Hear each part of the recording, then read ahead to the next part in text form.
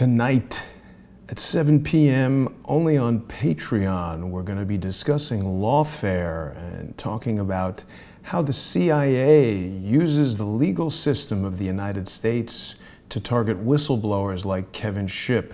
That's going to be 7 p.m. Eastern, only on Patreon. That's the intelligence assessment with Kevin Shipp.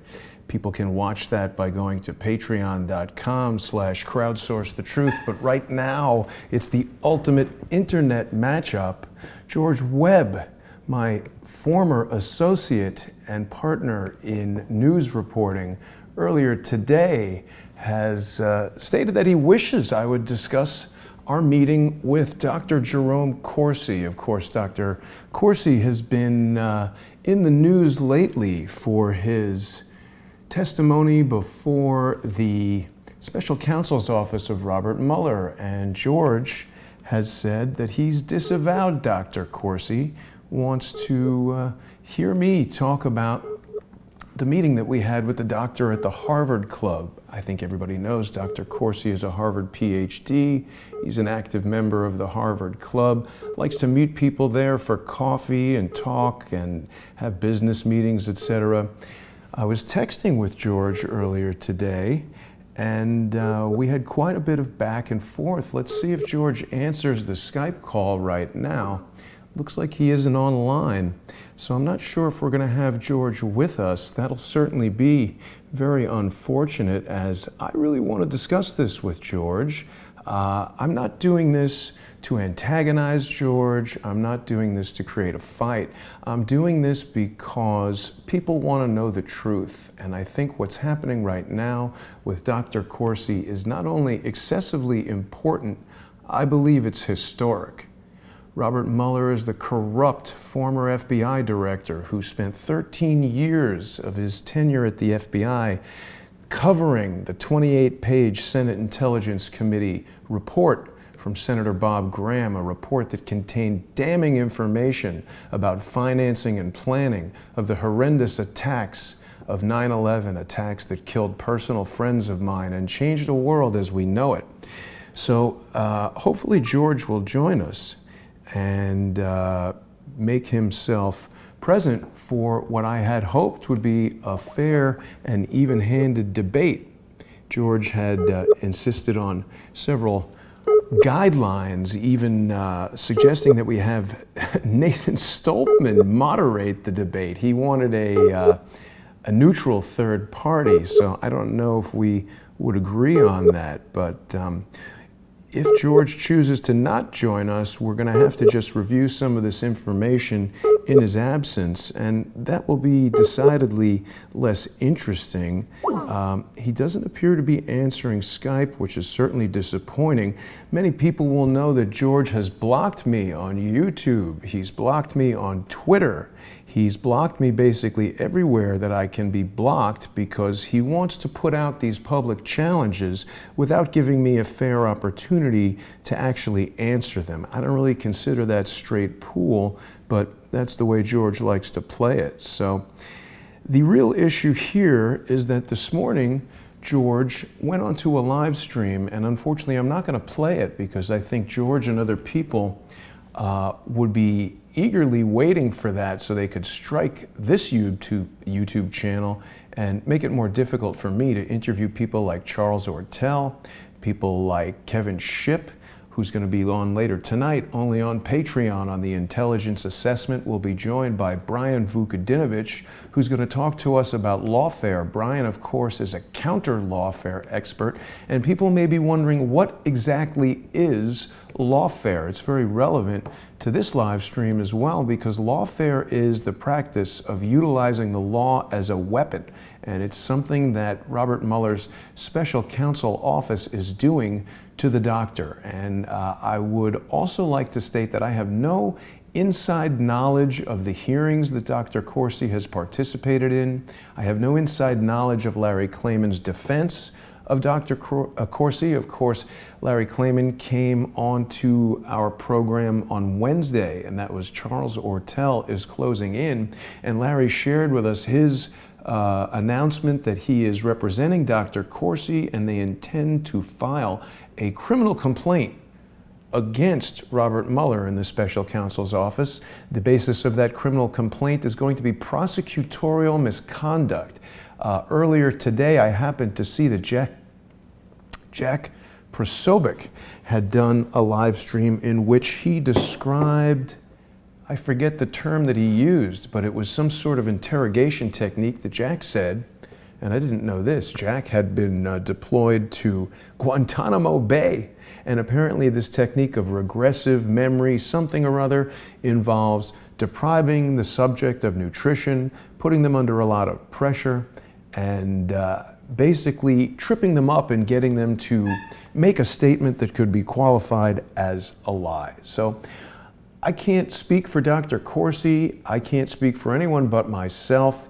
George wanted to speak about the meeting that we had with Dr. Corsi at the Harvard Club. It is my view that George has made a number of misstatements about that meeting. I don't want to accuse him of lying. I've done that many times in the past. I do believe he's regularly engaged in that practice, but it's possible that he may just misremember the facts. Now, George is not answering Skype, which is what we were suggesting he might do. Let me try George on the phone, because I really do think that people have a right to hear George's point of view.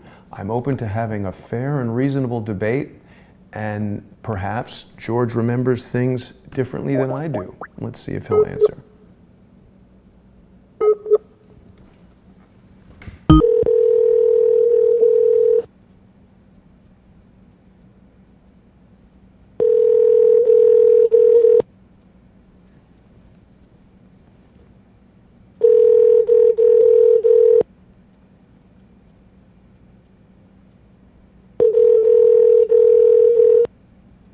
Hi, this is George. Please leave a message and I'll get back with you as soon as I can. Thank you. Okay, looks like George doesn't want to discuss this. So again, I'm not going to play the video in which he said he wishes I would talk about the meeting with Dr. Corsi. George alleges that we were made an offer. Now, here's where we get into semantics. The way I recall it, we did meet with the doctor July 6th. People will remember on July 4th of 2017, I released a video of an interview that I had invited George to join me on. I have in the past heard George say that he thinks he introduced me to Dr. Corsi outside of Fusion GPS. That is an example of misremembering the facts. That is not the way it went. I introduced George to Dr. Corsi. I had met Dr. Corsi at a screening of the movie Get Me Roger Stone. And I was very interested in interviewing Dr. Corsi because I've followed his work for many years. People will remember this video entitled The Intelligence Assessment with Dr. Corsi. This was a video that we shot at Dr. Corsi's home. He was, of course, kind enough to invite us over there, give me an opportunity to speak with him, and we were reviewing information about Seth Rich. And of course, was it a hack or was it a leak? And many people have seen this interview. As I said, it was released on July 4th. It was shot, as I recall, sometime in June or May at Dr. Corsi's home. But prior to having this multi-camera switching software, I was simply recording these interviews on multiple cell phones, and the editing process was extremely lengthy. So it wasn't until July 4th that that video was done. I was texting with Dr. Corsi. He liked the video very much and wanted to meet with us on July 6th. I'm not going to share Dr. Corsi's texts. Dr. Corsi is involved in ongoing legal matters, and unless those texts become relevant and I am subpoenaed or otherwise mandated by some official body to present them, I'm not interested in doing that. But Dr. Corsi basically invited us to meet with him, and he told us in that meeting that he was going to become the Washington, D.C. bureau chief for InfoWars. Everybody knows InfoWars, very wide reach, and certainly at that time in alternative news, which we were trying to get into, made a lot of sense that we wanted to be on InfoWars. Now, as I recall the meeting, Dr. Corsi was basically spitballing and told us that he liked what George and I were doing, and that he wanted us to have some sort of regular appearance on InfoWars. Wasn't clear, at least I can't remember. Certainly nothing was in writing. There was no official offer. It was a discussion about the notion of George and I having a show on InfoWars, and Dr. Corsi said he wanted us to have enough money to do the show properly, to travel around, and he spoke about $8,000 per month, and I believe he mentioned a 3-month trial period. I do believe he may have suggested $8,000 each, but I can't recall, and since it wasn't in writing, it's not clear if that $8,000 was to be split between both of us or each of us were. The proposal might be to receive that amount. Now, it's got to be clear here. This wasn't a meeting with Alex Jones. Dr. Corsi did not represent to us that he owned InfoWars or any official authority to speak on behalf of InfoWars. It was very much a spitball type of meeting. Didn't discuss when the show would occur, how long it would be, the frequency it might occur at, anything like that. It was just sort of a, are you guys interested in this kind of conversation? Now, earlier this morning, George told us a story about how he left the meeting and outside on the street, he decided for some reason that he didn't want to do it. That is not at all the way that I remember it. I remember being quite intrigued by the idea because obviously $8,000 a month is a lot of money. And appearing on InfoWars is a fantastic way to raise our profile. As a matter of fact, I remember George sitting right there on that couch and me having a conversation with him about the fact that we had not heard back from Dr. Corsi, and it had been several weeks since the initial meeting, and I was reluctant to call him because I didn't want to pressure the doctor, but I was beginning to get the feeling that it might not happen. Subsequent to that conversation right over there with George, in which I recall George expressing interest. You know, we obviously need money for food, and I would like everyone to recall that I was paying for all the expenses at that time, and although George said he didn't want any money, he definitely enjoyed going out to dinner on my dime and ordering a lot of wine and stuff like that. So it's clear that we need money to keep any sort of business running, and I hope that people will become sponsors of Crowdsource the Truth by going to patreon.com/crowdsourcethetruth, or certainly paypal.me/crowdsourcethetruth. But back to George and his misremembering, as far as I recall. I spoke to the doctor, and he seemed to indicate to me that when he had brought this idea up to the powers that be at InfoWars, and he did not name anyone by name, I presumed he was discussing Alex Jones because everybody associates Alex Jones. I believe Alex Jones is the owner of InfoWars and would be the person to make that decision. And Dr. Corsi just said, sorry guys, it's not going to happen. They don't want to do it. And I wasn't mad. I understood. Why would Alex Jones offer me or George or anyone $8,000 a month when he could just, if he wanted us on the show, he could offer us that time for free, and we would be foolish not to accept it because we would have the exposure of a broad network, and our show and our research could get out to a lot of people. Now, the interesting thing about the conversation that I had with George about doing this live stream is that, you know, I said to him, if you're honest, which of course we both know is not true, about your wish that I would speak about our meeting with Dr. Corsi, you should come on a live stream later today and we can discuss it. See, the reason why I was doing this is because there is this sort of gaggle of individuals who I believe George is affiliated with. I have multiple elements of evidence that cause me to believe that, and some of them are suing me. Some of them, you know, they've done everything. And there's a lot of chatter today, you know. And it all comes back to Dr. Corsi. You see, we've had a lot of people who have been in the crosshairs of this Robert Mueller investigation.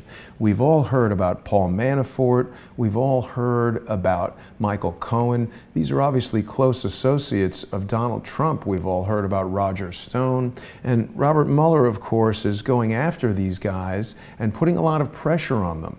If we start to put the pieces together in this puzzle and we start to think about some of the things that some of the various people around the news and around this incident have discussed, Well, I think Jack Prosovic certainly knows about military interrogation. He's told us that he's worked for the Naval Intelligence Department. He's told us today that he's been stationed at Guantanamo Bay. He's told us that the techniques that Dr. Corsi has described in his forthcoming book are totally illegal if they were to be employed by a naval intelligence officer. Looks like my white balance has gone haywire here. Let's address that.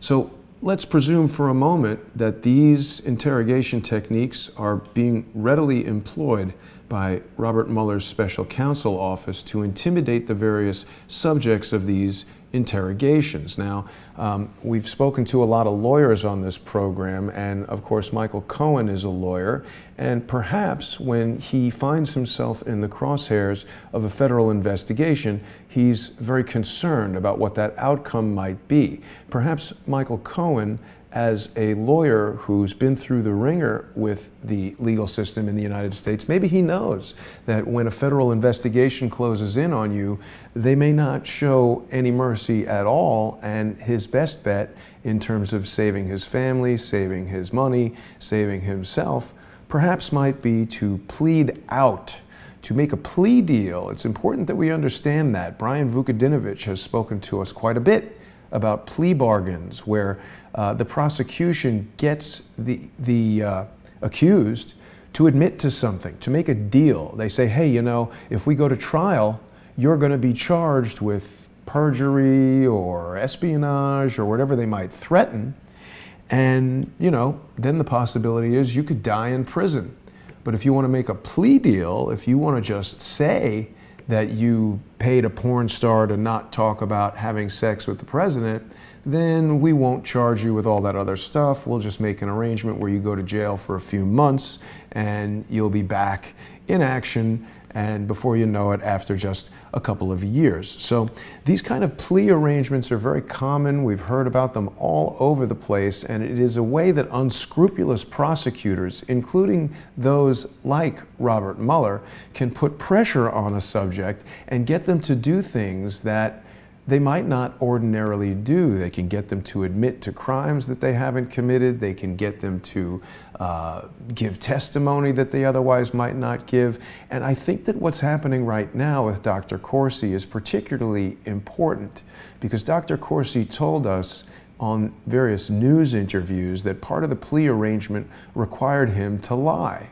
And he said that he didn't want to lie, and I think that's very wise. First of all, it speaks quite a bit to the doctor's integrity, but second of all, I think the doctor recognizes that very possibly what Robert Mueller may have in store for him is to get him to lie, get him to perjure himself, get him to say various things that could later come back to bite him in some other testimony, some other prosecution, whatever it might be. I think Dr. Corsi wisely did not trust Robert Mueller, and I would say very likely that that is a strong reason as to why the doctor refused to give in to this plea bargain. I think what's happening is Robert Mueller is trying to create a sense that anyone around Donald Trump is in danger of being prosecuted and could have a lot of legal trouble if they don't cooperate. And I say again, I commend the doctor and I commend Larry Klayman for standing up to this wrongful prosecution. Larry Klayman has told us that he intends to bring a criminal complaint for prosecutorial misconduct. This is absolutely essential, and I do want to remind people that they can support Larry Klayman and Freedom Watch by going to freedomwatchusa.org, and they can donate to Freedom Watch. Larry is doing the work that a lot of lawyers around this country do not have the wherewithal to do, and I find that work to be extremely important because we need to restore justice in this country. Everyone should be very concerned about what's happened to Paul Manafort, about what's happened to Michael Cohen, and about what's happening to Dr. Corsi. So I found it particularly disturbing that George Webb Swigert, would make a dopey YouTube video saying that he disavows Dr. Corsi.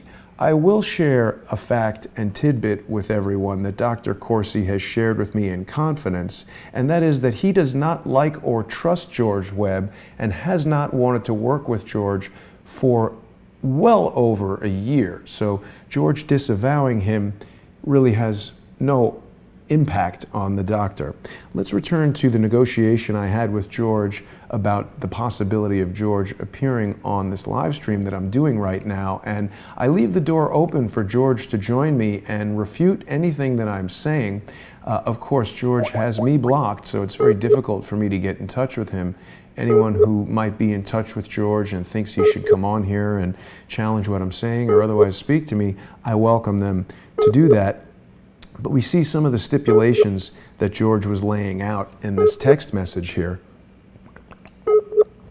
George says he initially agreed to come on the live stream. So he says, sure, as long as we have a stipulation of facts before we go live.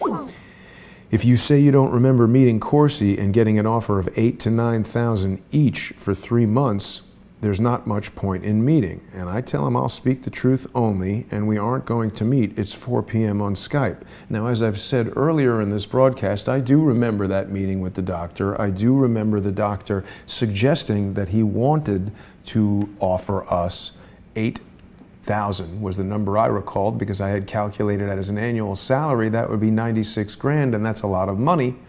But there was no paper exchange, there was no contract, there was no money. Dr. Corsi has never paid me any money by any method at all. So whether this was officially an offer or not, I mean, that again falls back on semantics. So we can see some of the times here. This all occurred earlier today. We see today at 1:25 p.m. I told George I would speak the truth. 1:27, 1:29. So George took a few minutes to respond. He says, sure, if we stipulate some basic facts, I want the Corsi Harvard Club thing out on the table. I say, of course it is. I think it's obvious that the only terms each of us would agree to is that we both say whatever we want, and it needs to be the truth. So again, George says, okay, which this sounds like an affirmative answer, agreeing to come on the live stream. He says, if you can tell me what day we met him in June, I'm good for doing the show. If you're good with the amount offered, Alex Jones knocked it back according to my recollection. The audience will appreciate the prior stipulation of facts. I tell him I'll check messages to figure out the date, but I don't remember offhand, and yes, I agree. As far as we know, the idea was killed by Alex Jones. I reiterate, we never spoke directly with Alex Jones about this. Alex Jones never confirmed or denied that Dr. Corsi ever spoke to him about it. For all I know, Dr. Corsi could have gotten a sense from Alex Jones that he wasn't hiring anyone, so he didn't bring it up. George has jumped to some conclusions here, as he is quite prone to do. All I know is Dr. Corsi had a suggestion that he'd like us to be involved in the East Coast operation that at the time it was presumed would be quite large. Dr. Corsi wanted people that he liked and trusted to create content for his Washington, D.C. bureau. He had suggested to us a 3-month trial period and the potential for $8,000. So I don't know if Alex Jones killed it. The only time I ever met Alex Jones, people saw on video when I went to Washington, D.C. to that press conference. Alex Jones has never discussed this with me. So I said, as far as we know, the idea was killed by AJ. George says, yes, I agree to AJ killing the deal for me. I mean, again, that's overstating the facts. So I went back into my text messages. I still have all my texts with Dr. Corsi. I will not display those here. Dr. Corsi has an ongoing legal situation happening, and I don't want to provide those texts. But again, this video that we did with Dr. Corsi in his home, the intelligence assessment with Dr. Corsi, this was released on July 4th, 2017. and I had been texting with Dr. Corsi to ask him what he thought about the video, and he was quite pleased with it. I spent a lot of time working on this video. I wanted to make sure that it was the best representation of our meeting and a high quality video. Remember, Crowdsource the Truth was very new at that time. Sorry. So I worked quite hard making that video very good. And on July 5th, Dr. Corsi said it was great. He liked it. He wants to meet with us at the Harvard Club on July 6th. So I went back to my texts and I said, looks like July 6th was the Harvard Club meeting. So again, we have another example of George misremembering a tangible fact. He was talking about June. We're getting back to some other rude texts with George, but he's getting back to June over here. He says, okay, if you could tell me what day we met him in June. I recall the initial meeting with Dr. Corsi was in May. The meeting at the Harvard Club was definitely July 6th. And as a matter of fact, I can check the date of those recorded files. It was May. So I say July 6th. And people can see the time proximity. I'm being very prompt in my responses here to George. I'm waiting 9 minutes for him to get back to me after I say July 6th. I tell him, I will call you at 3:55 p.m. today on Skype to go live at 4. Please have a good quality mic, good quality headphones, good internet connection, and no distractions. People may recall George has not had some of those things in some of our previous interviews, and it's interfered with our ability to conduct a conversation. Got to drink a little water. So George says, okay, let's have a neutral third-party referee with equal time for both. Lift the Veil is pretty good at moderating. Now, I think some people have seen some of my interactions with Nathan. I do not agree that by any measure, whether Nathan is good or not good, he is certainly not neutral. Nathan has been quite antagonistic towards me. The first time I ever became aware of him was when he came onto a live stream with Grace and was making dumb jokes in the comments, talking about his cat, alleging that George and I were affiliated with Mossad, a persistent rumor that's been going for 2 years that is totally untrue, that no one has ever presented any evidence whatsoever to substantiate, and something that I find ridiculous. Additionally, Nathan has stolen videos of mine without my permission and played them on his monetized channel, something that he may in fact have the legal right to do, but is certainly not polite, particularly if you're someone that makes a regular practice out of antagonizing and disparaging me. Nathan has also bum rushed me with surprise interviews that he releases. People may recall that even though he was fully aware that the interview was being recorded by himself, when I released that interview, he immediately came in with the criminal statute in the state of California for, eavesdropping is what he was trying to do. Who else do we know that's frequently citing criminal statutes and so eager to litigate virtually anything? So, of course, George had suggested that Nathan be the neutral third-party moderator. So I say, sorry, no chance that expletive displayed is coming anywhere near this. It's you and I alone. Comments will be the referee. And he says, not going to let you umpire and play the game. We need to find a neutral third party we both agree on. Now, bear in mind, this is 2 hours before we're proposing this conversation. And I tell him he can hang up at any time. And if I'm unfair, the internet will not let me live it down. We are both equal umpires. The mere suggestion that Nathan is neutral is suspect in its own. I meant to say on its own. You and I meant to say and the viewers will decide what's fair. And he says he just picked a name. And I said, you and me and the viewers, that's it, 3:55 p.m.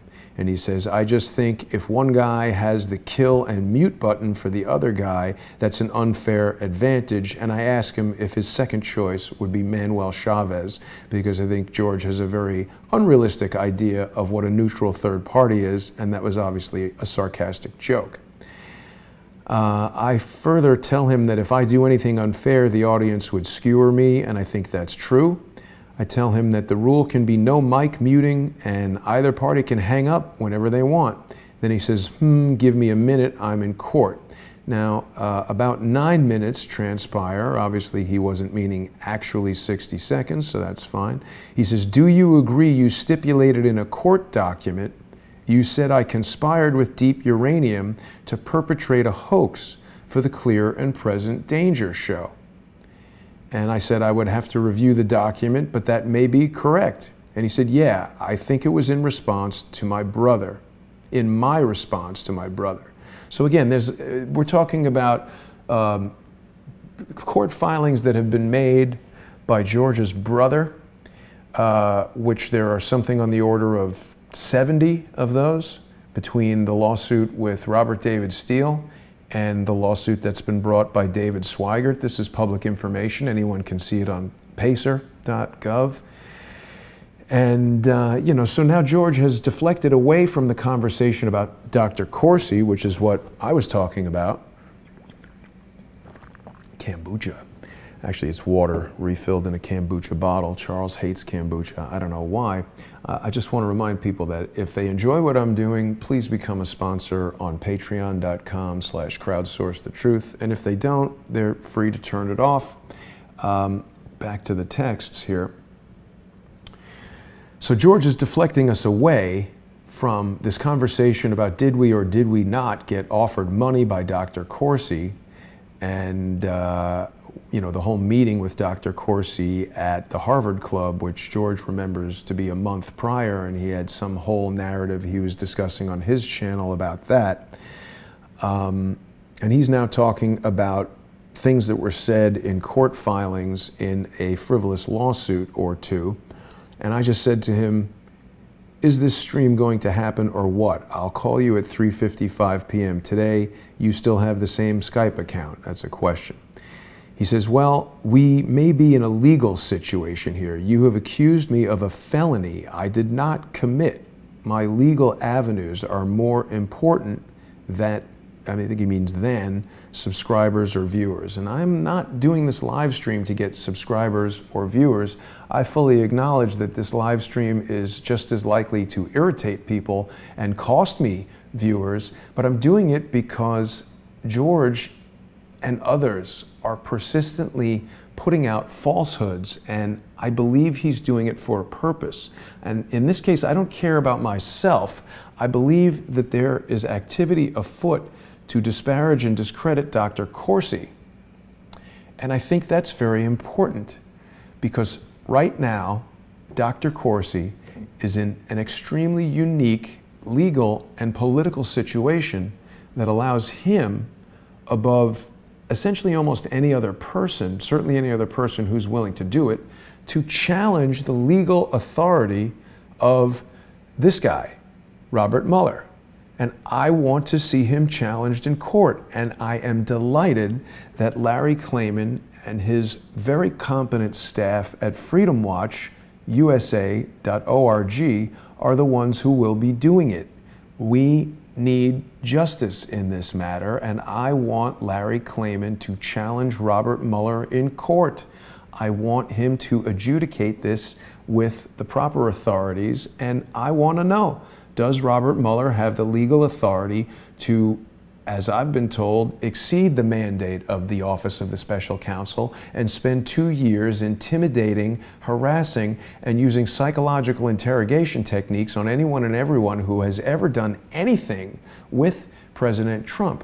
I would go on to say that if people haven't seen this, the work that we've done with Michael Moore at True Pundit, the work that we've done with the Crowdsource community members, with the documents that were provided to Crowdsource the Truth by Freedom Watch, the FOIA documents from the FOIA lawsuit that Larry Klayman and his staff at Freedom Watch brought against Robert Mueller, because Larry is sharp as a tack, and he knew that there were leaks happening from Robert Mueller's office to the press, the mainstream press. If anybody saw that nonsensical interview with Dr. Corsi on MSNBC last night with somebody named Ari begins the interview by saying Robert Mueller doesn't leak. That is absurd. Robert Mueller's special counsel office is leaking more than a sieve. We've presented emails and information. You can download those if you go through my Twitter feed, or if you go to patreon.com/crowdsourcethetruth, or if you email me at truth@crowdsourcethetruth.org. I will send you the zip file for free containing all of the emails that we've received from Robert Mueller's special counsel office, communications with members of the mainstream press, including Shane Harris of the Wall Street Journal. And what I see there looks to me, it appears, we need to examine further, but it looks to me like the special counsel's office is somehow manipulating the narrative and utilizing the mainstream media to do that, to put out ridiculous stories. And I don't know if Charles wants me to say this or not say this, but I fully believe that Charles Ortel was the next target in Robert Mueller's sights, because he knows that the information that Charles Ortel reveals on a regular basis on this program, on Closing In, Charles Ortel is closing in on Wednesdays, and on Sundays he's there with Sunday with Charles. That information is damning and provides so much evidence of so much crime that they want to do whatever they can to discredit Charles. And it is my belief that they intended for that ridiculous Guardian story about Manafort going to visit Julian Assange. I believe that was originally intended to be targeted at Charles. And they couldn't get the information because it's not true, it's totally false. Charles has done nothing wrong in the same way that I've done nothing wrong, and that's why we see all these persistent lies. So it's very important to me that we get to the truth. I do not want anyone lying about Dr. Corsi to try to throw off what could be a devastating legal blow to this criminal investigation. And by that I mean Robert Mueller is investigating in a way that's criminal. He's intimidating witnesses. I mean, we're talking about criminal charges of prosecutorial misconduct. So back to the texts. George is afraid that I've accused him of a felony that he did not commit. And of course, this isn't a court of law, this is a live stream.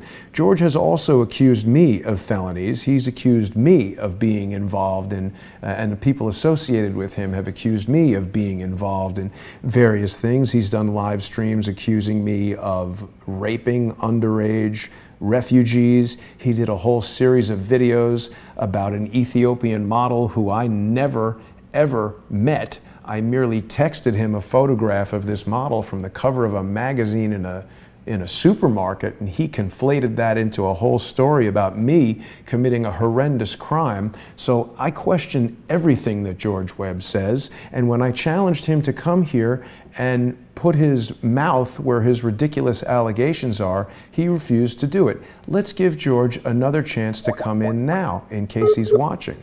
I can't see the comments, so let's see if he answers. George, you're free to respond. I've been speaking for 37 minutes. I'll give you the floor for equal time.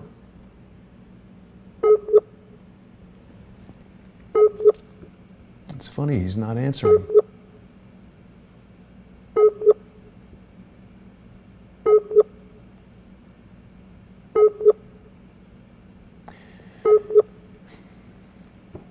No, it doesn't look like George wants to answer. So let's get back to the texts here. So he's talking about, I said you intensified the moment by adding in intensifiers like worse than 9/11 and suggesting a hashtag which was provocative, or hashtags which were provocative. So I just responded, I thought we planned to talk about Dr. Corsi, and I'm setting the stream for 4 p.m. Now, see, this is interesting. George is now going back, talking about, again, his brother's lawsuit, this legal case, which, you know, everybody knows, or many people know, that George's brother has written a book about his perception of what occurred in that legal case.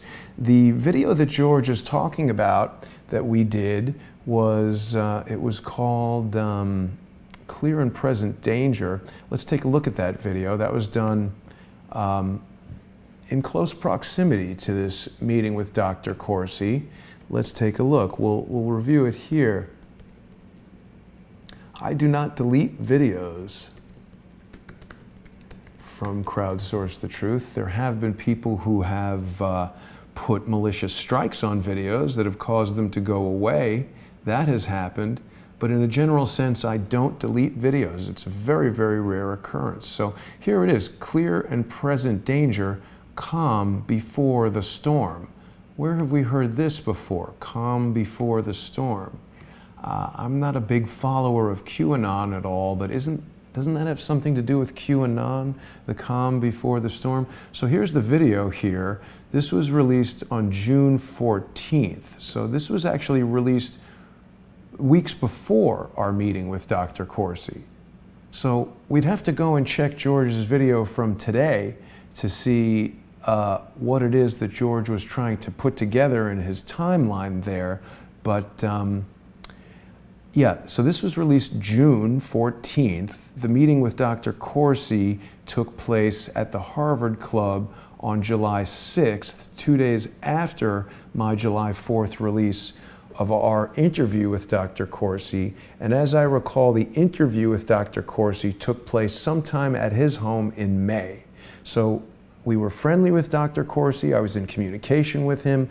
I respect Dr. Corsi. I find him very knowledgeable, and he's a good resource. So I'm in regular communication with the doctor. Now, let's take a look at this video. I want to scrub through some key parts of the video. You'll have to forgive me, it's a little difficult to see these numbers all the way over there. Now, this is a video that people will remember that Trish was a part of the crew. We're not going to address anything to do with Trish today, but Trish was a part of the crew back in the day, people will recall. And let's see if we can play this video. I decided that I would shoot interviews, and that would be the way that was that I loud. would build Sorry, my everybody. channel. Let me turn the volume down. I apologize. Shot an interview with George, and we became fast friends. And people don't care. All right. Okay. Well, you know. So people can go back and review this entire video. Now, George has alleged that I came up with a hashtag that somehow intensified this situation. Unfortunately, I didn't have as much time to prepare for this current live stream that I'm doing on November, what is today, the 29th? Didn't have as much time to prepare these segments as I would have liked, but I can assure you that when George and I were working as a team, he used to come up with the titles for the videos. He would tell me what to call them, and I sort of was acting in a capacity to be technological support, kind of the producer. I was the guy who made sure all the video stuff was working, and you know, George was going out and doing the legwork, gathering the intelligence. This video is going to have to do with an individual who people watching the show at that time will know as Deep Uranium, according to George. I had given him the code name Rock Hudson because he was known to me as Richard Stone. We've now learned that Richard Stone, aka Rock Hudson, aka Deep Uranium, was actually Okie Marshall Richards, an FBI provocateur who had provided information and basically, as far as I understand it, had lured a guy named Ray Looker into procuring materials for a bomb or something like that, and then getting him arrested. So it seems like, people will have to review this evidence for themselves, but it seems like this guy, Okie Marshall Richards, aka Richard Stone, aka Mr. Hudson, aka Deep Uranium, is in a regular practice of entrapping people in FBI stings so that they can make arrests and do all kinds of things. You know, you're left to your own speculation as to what the purpose of that is, but I want to play some key parts of this video for people, and this is still there. People can go back and listen to the whole video. We recorded the fact that we were giving the warning for the next 9/11. That's right. To the members of Congress, so they are now forewarned. So now, if they don't act on the Awan brothers, they are the senator or the congressman that slept while 9/11 happened. There is a plan underfoot right now. Yes. Again, from the intelligence community, dirty bomb is being thrown around quite a bit. Yeah. There is a dirty bomb plan for a major U.S. city. Well, I'm sitting in one right now. I believe I'm it's going sitting to be in a major Memphis. U.S. city. He says it's going to Say be in that right Memphis. now.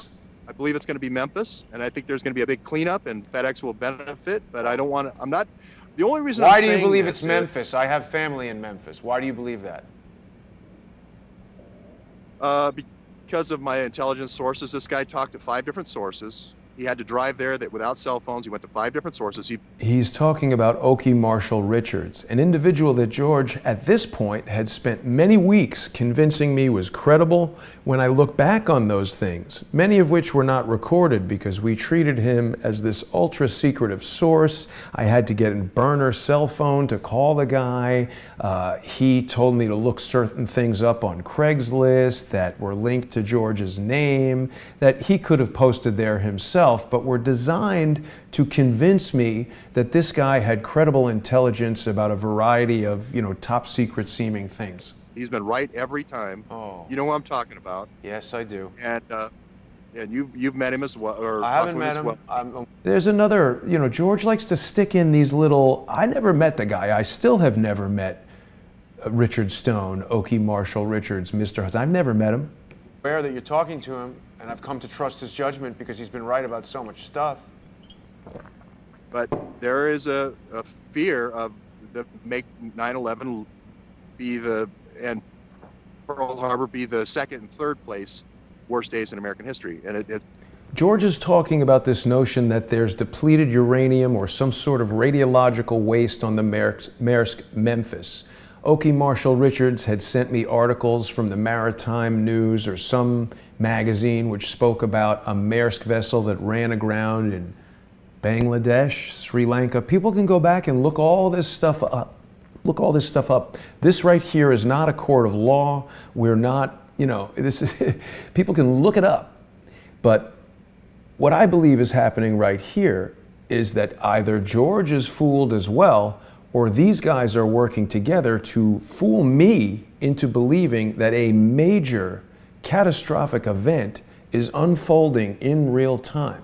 They presented me with this article that showed that a Maersk vessel ran aground in 2015, something like this, and that the Atomic Energy Association of Bangladesh had detected dangerous levels of radiation, and that something similar could happen in Virginia or in South Carolina or whatever it is. And he worked very hard to convince me of that during this broadcast. browse this dirty material coming from a Iranian reactor. Oh my God! Getting in through the border of Mexico. So, I don't know. I don't know if that's true or not. When is that expected to happen? Shipped by people are talking about diplomatic pouches and maybe something.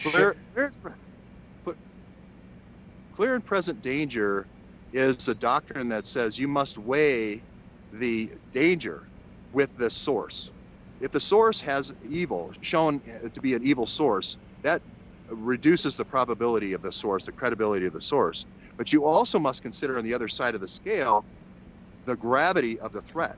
Right. Okay. So even a very incredulous source, not nearly as well credentialed as this guy. This guy has talking about Okie credentials Marshall that he can Richards. present in Congress that we will present.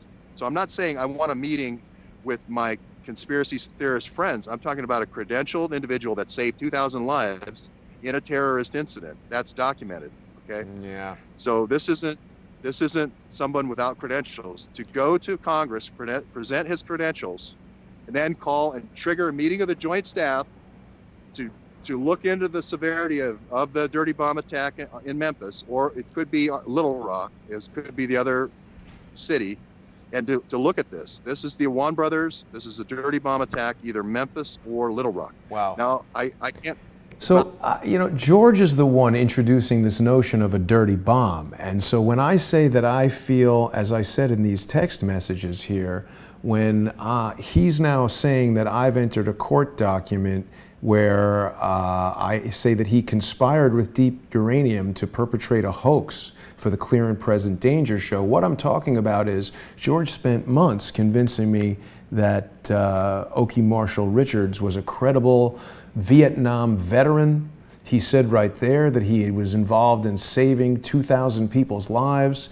Elsewhere in this video, he says the guy saved did something to save George Bush or some ridiculous crap like that.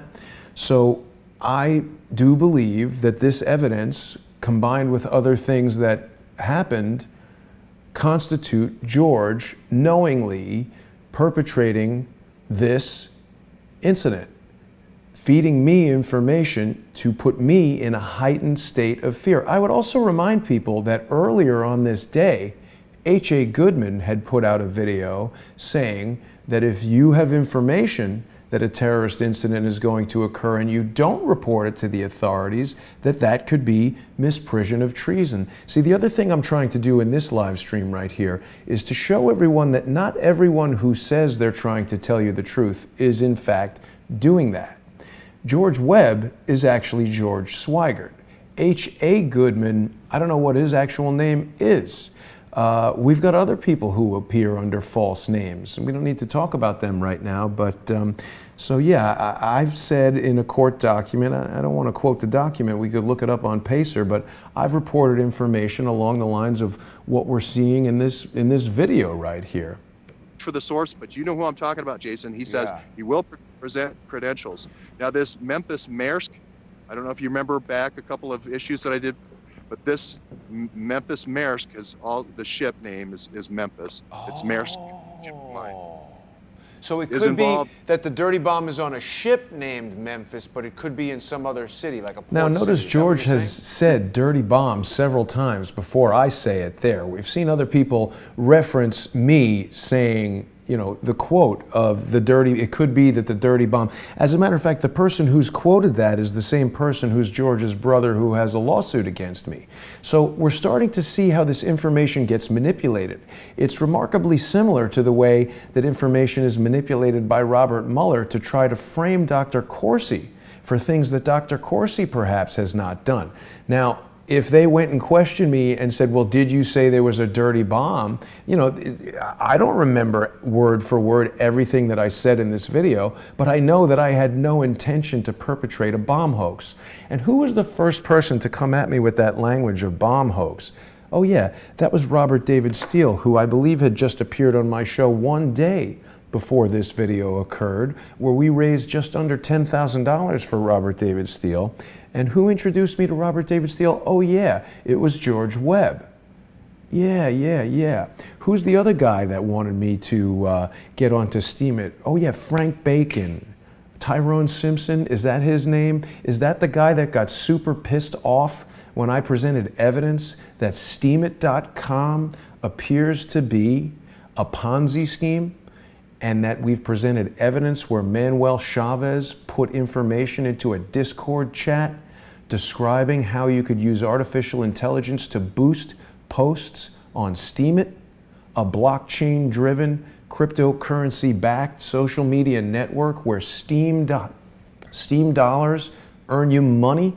Did Manuel Chavez in that Discord chat, did he or did he not describe a method for taking those Steam dollars to some obscure cryptocurrency exchange where they could be exchanged for Litecoin and then in turn exchanged for Bitcoin on more well-known cryptocurrency exchanges like Coinbase, where that Bitcoin could then be turned into US dollars?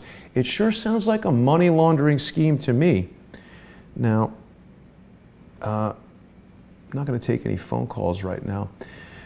But yeah, Frank Bacon got real bent out of shape, and he made a phone call to me where he told me that he was the guy who introduced George to Robert David Steele. And then he called me back months later and he cursed at me and was all angry that I wasn't complying with their desire to become a part of Steemit and to monetize my channel on Steemit.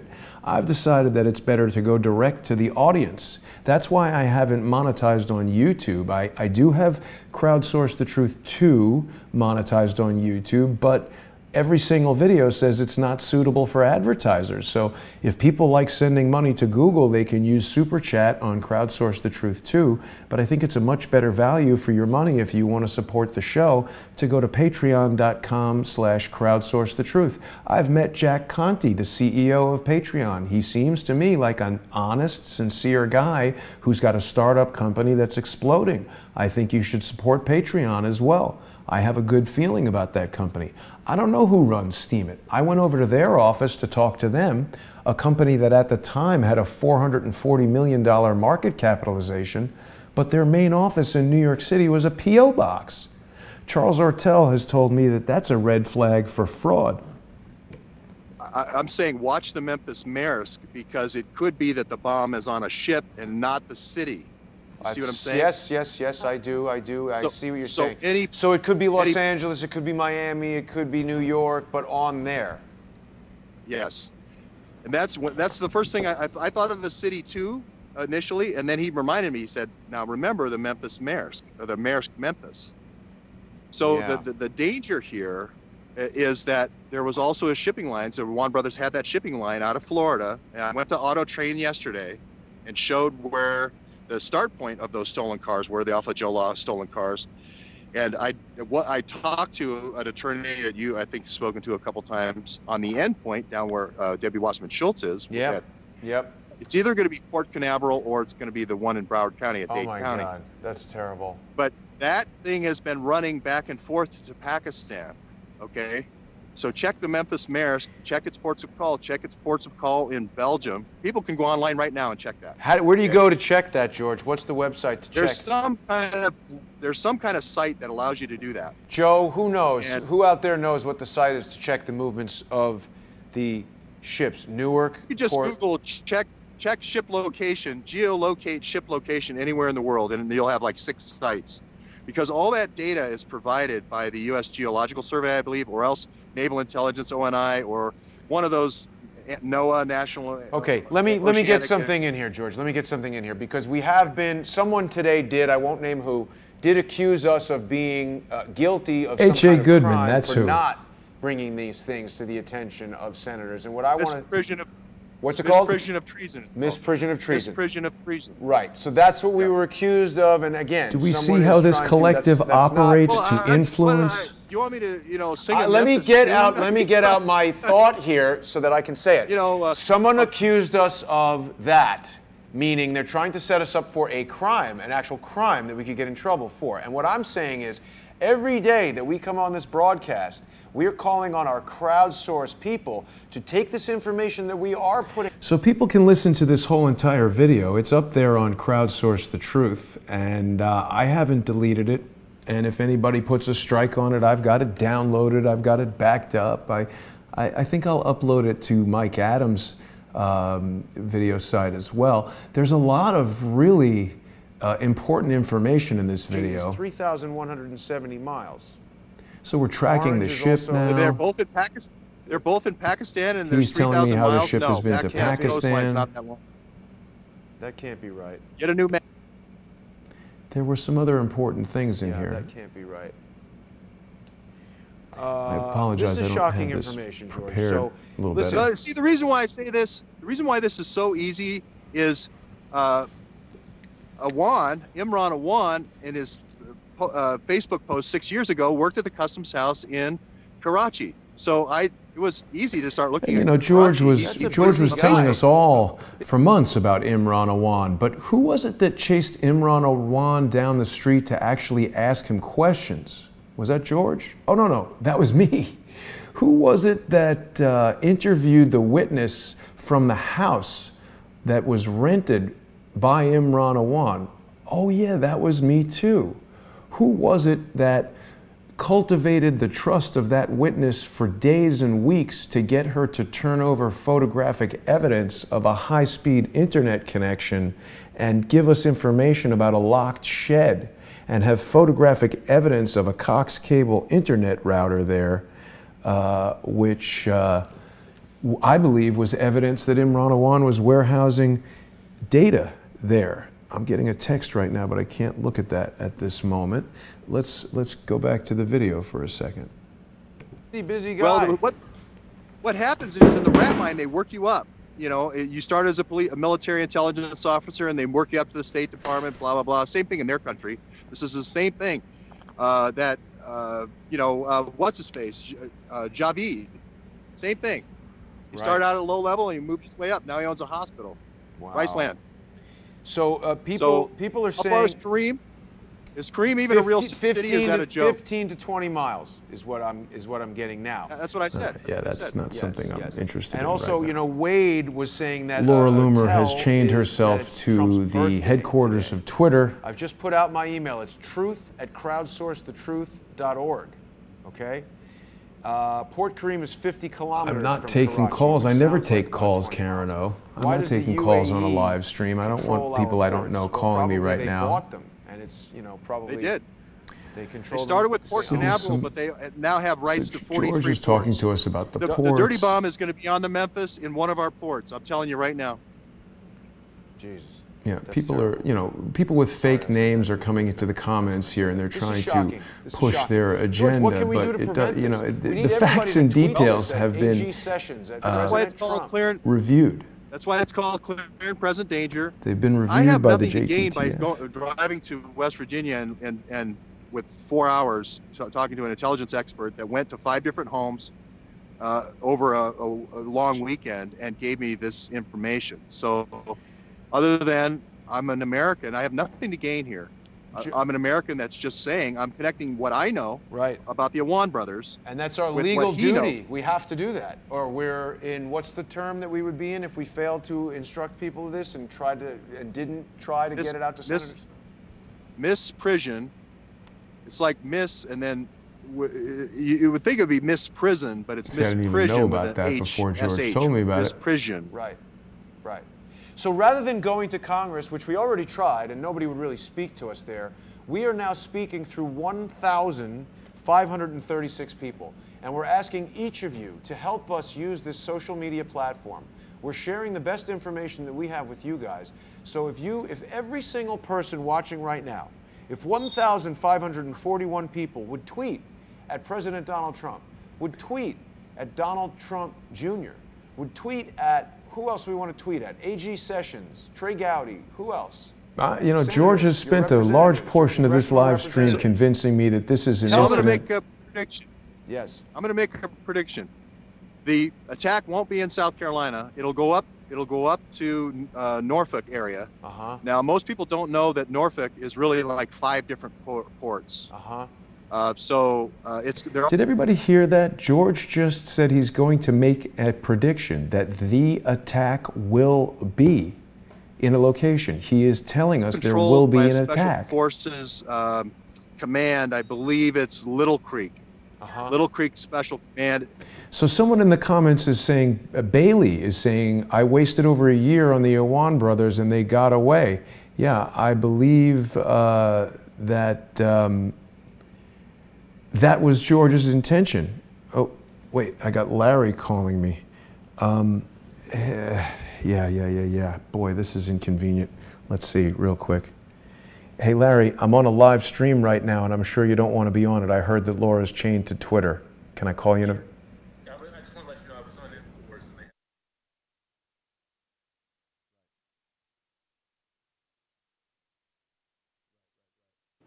than There's an amphibious assault unit there, I think, but I think there's some holdover vestige of command center stuff there. But from that, you can tap. You can get into the communication system. That was Larry. So it's going to be one of the 5 ports. It's It's going to be one of the 5 ports of Norfolk. How do I know that? Now, Cindy Grange. She manages the ports for the state of Virginia. So her husband is the one who did the Iraq takeover. He was the one who did this is Sid Blumenthal's email, not my email. Right. And he's the one who did Syria, which is Timber Sycamore with John McCain. What a sinister guy. This is what I'm saying is if you let this stuff go, and go back to my earlier things, if you let this stuff go, then it's just going to happen only worse. It just gets worse. So at some point, what has to blow up? Norfolk? Well, then. Okay, so now let's go back to George's texts for a moment, because George is saying he doesn't want to come onto this live stream because he's got legal.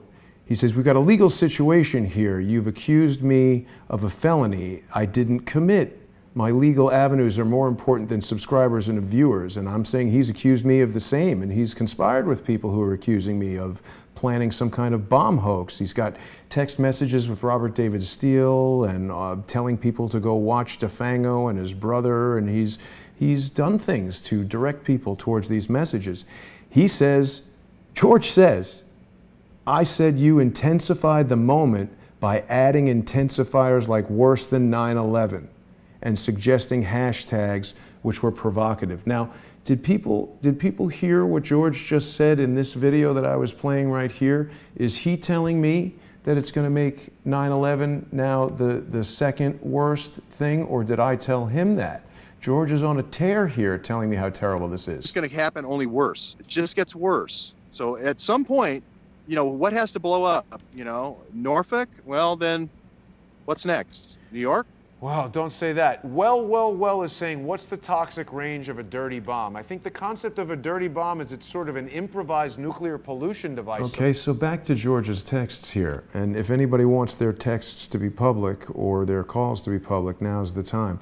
But I don't want that. So I'm just, you know, he's talking about reasons why he doesn't want to be on the stream, and I told him I thought we planned to talk about Corsi. I'm setting the stream for 4 p.m. Please answer Skype at 3:55.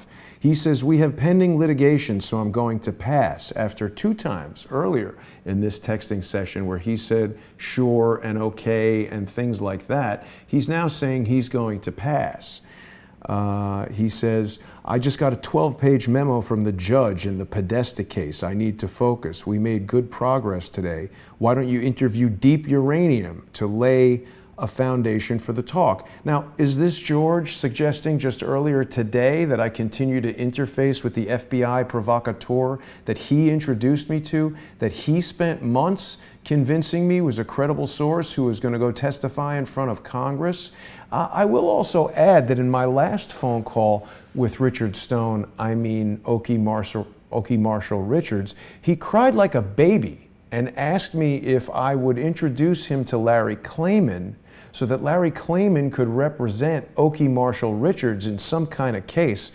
Could it be that Okie Marshall Richards wanted to retain Larry Klayman so that Larry Klayman would be unable to represent people like Dr. Corsi or myself if I should be subpoenaed by Robert Mueller?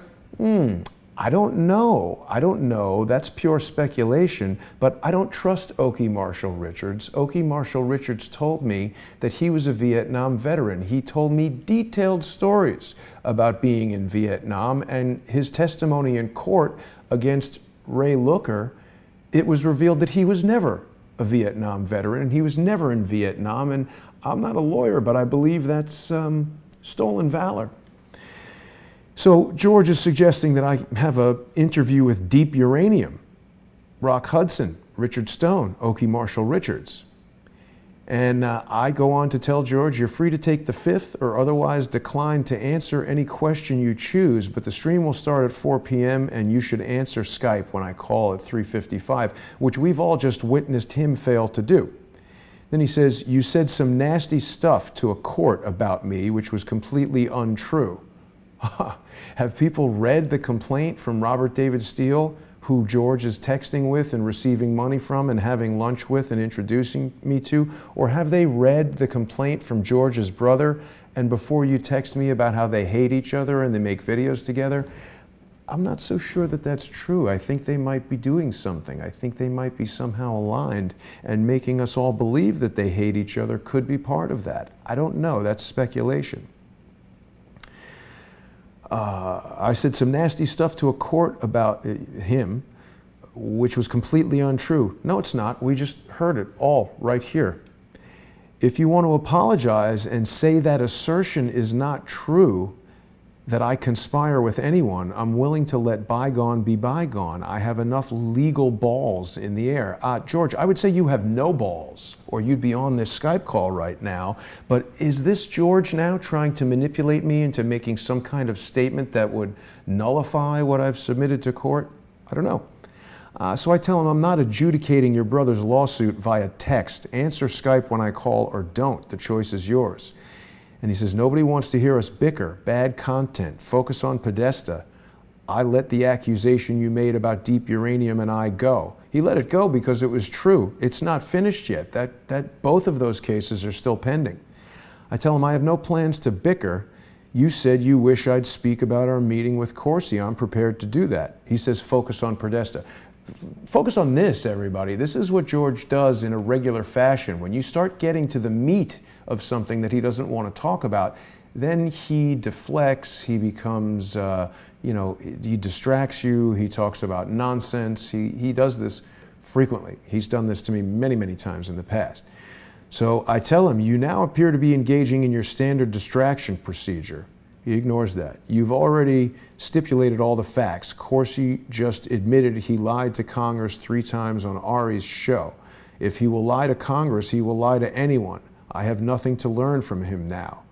Well, Corsi wasn't offering to teach George anything. What gets said on the news and the context in which Dr. Corsi said it, he's talking about British petroleum becoming beyond petroleum, and is that a lie? Is that a false statement? Is that PR? I mean, again, we're not dealing with a lawsuit here. We're not dealing with Dr. Corsi's criminal defense. I just invited George to come on a live stream and clarify his statements. He said he wished I would speak about Dr. Corsi.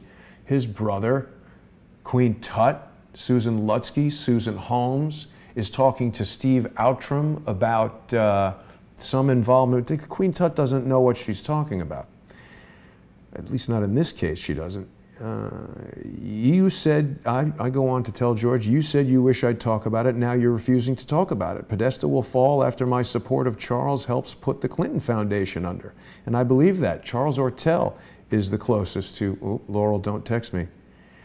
I want to establish the facts as efficiently, I guess that's supposed to say, as possible without noise. I have done that. We met Corsi at the Harvard Club on July 6th. I told him that earlier in this conversation. And we got the $9K offer each for 3 months. We don't need to argue if we agree. I don't know that it was an offer. I don't know that it was for each of us. And it was just a statement that the doctor made. No contract, nothing like that. I just keep telling him, answer Skype when I call. At 3:55, and he says, why don't you interview the ex-police officer whistleblower I met with for 5 hours first and establish some facts. Ask about the Rodens, ask about R&L trucking, ask about Picton centrifuges. I was going to Picton to talk to whistleblowers, not get subscribers. See, what George is doing right here is he's trying to direct the narrative. This is what George does all the time. Why does he want me to do what he wants done? George should focus on what he wants to do. I interview my own whistleblowers. I'll be interviewing Kevin Shipp again tonight at 7 p.m. in just an hour and 45 minutes, so I need to wrap this up pretty soon. But I don't want George to tell me what to do. How many times has George demanded that I go and do something? George, why did you give me Robin Gritz's phone number rather than you interviewing her yourself? Why did your brother tell everyone Robin Gritz doesn't want to talk to me anymore when I talk to Robin all the time? Everybody saw the round table I did with 4 whistleblowers: DOJ whistleblower, FBI whistleblower, Army Intel whistleblower, who is also a Booz Allen Hamilton whistleblower, and a CIA whistleblower. I don't need your whistleblowers. You do your show, I'll do mine. So he goes on to say, Laurel, stop texting me. He goes on to say, let's just get this going here.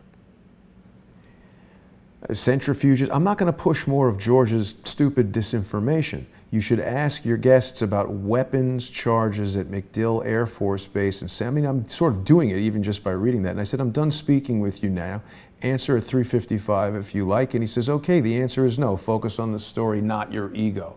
Well, I'm not focusing on my ego, and that's actually the first moment I saw that text where he's saying no, although I could have assumed. I was busy here making this cool graphic of me as Rocky and him as Ivan Drago, so I didn't see that last text where he said no, but obviously we know his answer is no, because he hasn't answered the phone, he hasn't come on this live stream, he has said dirty bomb repeatedly in this video that we did, he has said all kinds of things that are not supported by the statements that he's making now. He is trying to get me to speak to the FBI provocateur who he worked with to try to convince me that there was a mass casualty event pending.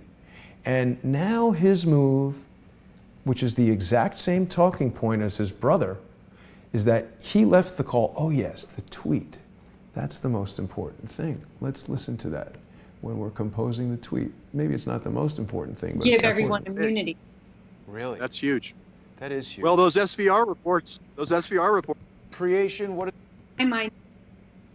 those SVR reports just keep coming back, don't they? Yeah, I've found them. I mean, I think, Robert's right that a lot of them, they're talking about plans We just had for Robert stuff, David and, Steele and on those, the day before. those Trish plans was are not talking about always Robert David Steele. executed. So it's not a question, in my mind, of the accuracy. Let's fast forward through this a bit here. I think there's something at an hour and 10 minutes. How do we get through this? Seems like more often than not, they're accurate, when they do. So George, I just want to let you know, I am texting Dr. Corsi right now, asking him to tune in because I believe he may have the ability to reach some people well beyond what we could. And I also have a good question. I'm sorry. Okay, so people ask, good question. Why did I contact Dr. Corsi? Because I was concerned that this was an event that needed attention. And Dr. Corsi at the time was my conduit to InfoWars. If we wanted this news if this were an actual event that we wanted people to know about, I just wanted to get the word out. From K.E. Saxon. What's the wording for the tweet we should all be sending so that it's like a Twitter storm and they can... Clear and present danger. Clear and present danger. Clear and present danger, but that doesn't tell them enough. I mean, a senator's going to get that, and what will they say? Hey, we didn't know what Kafev meant. How about this? How about this? And before we put it out, what if it says #DirtyBomb, clear and present danger, and then a link to Dr. Corsi says, okay, he's going to tune in right now. So Dr. Corsi... Well, how about... Yes, George. Go ahead. No, please. No, I was just going to say Memphis Mayor's dirty bomb. There you go. Now we're getting all. somewhere. All right, so let me type this up. Memphis.